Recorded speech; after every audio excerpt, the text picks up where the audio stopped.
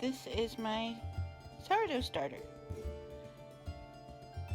But I haven't been making bread in a couple of weeks, so it turned colors on me. You can see here that you see the brown spots there and the lighter part right there. And that's the color you want. You don't want this brown stuff. You just scrape it off and discard it. There are some discard bread recipes out there, but I've not tried them. So if you want to try some, go ahead. But I'd rather have the brown stuff. So that's what I did. So I just scraped it off, and now I'm back down to the good. Let's show you. Nice brown, golden brown color that you want. So just because your starter starts to turn color doesn't mean it's gone bad. That's normal if you don't feed it every week.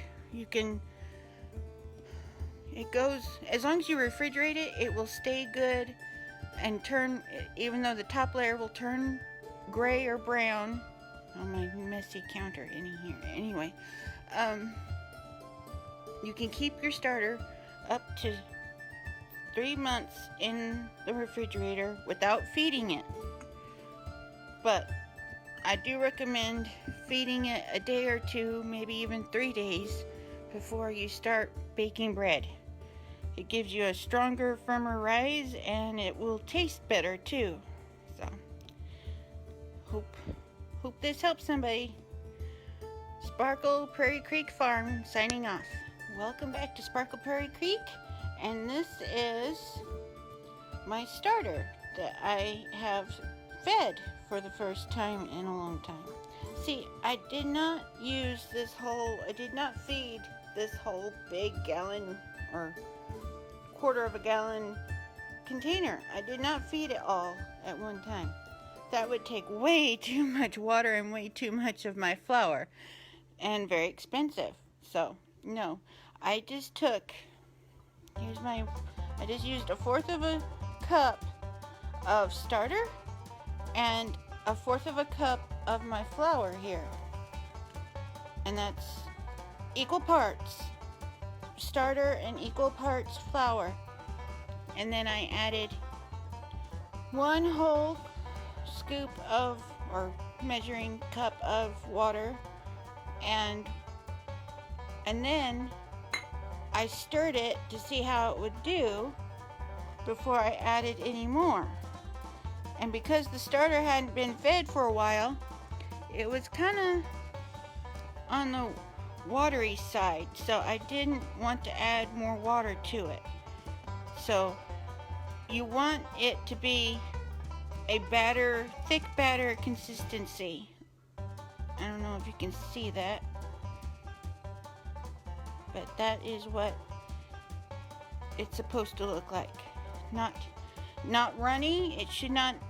The runnier it is, the more sour it will be.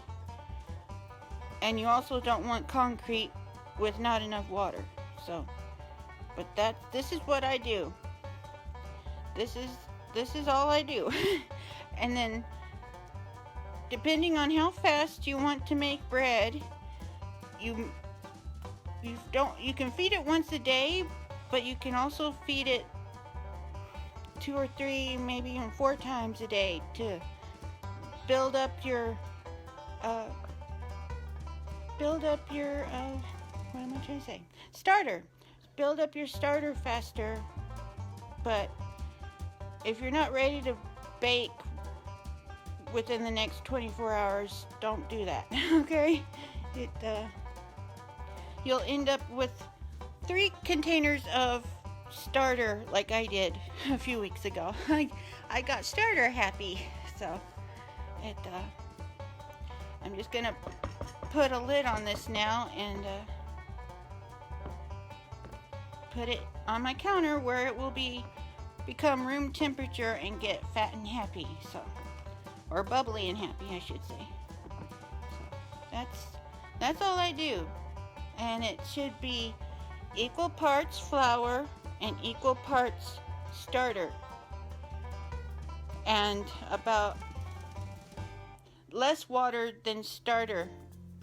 Of these two combined, you should have less water than these two combined of what you measure out.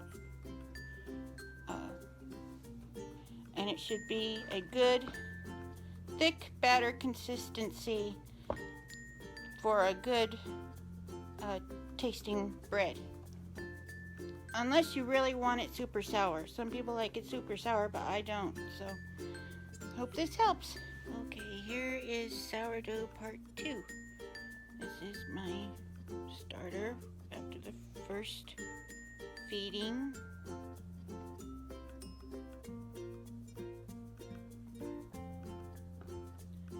And now I get to measure this amount to find out what amount of flour to use, and then that will tell me how much water to use. So now I have measured out my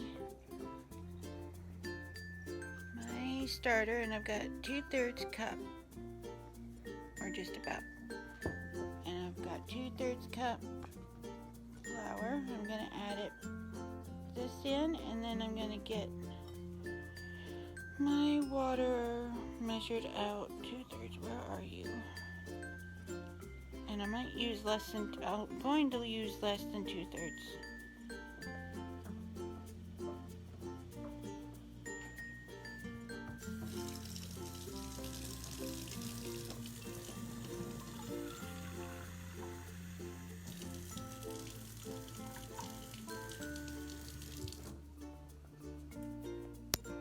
Hey guys, I measured out 2/3 cup water, but I still have a 1/4 cup left, and that's because I didn't want it too soupy.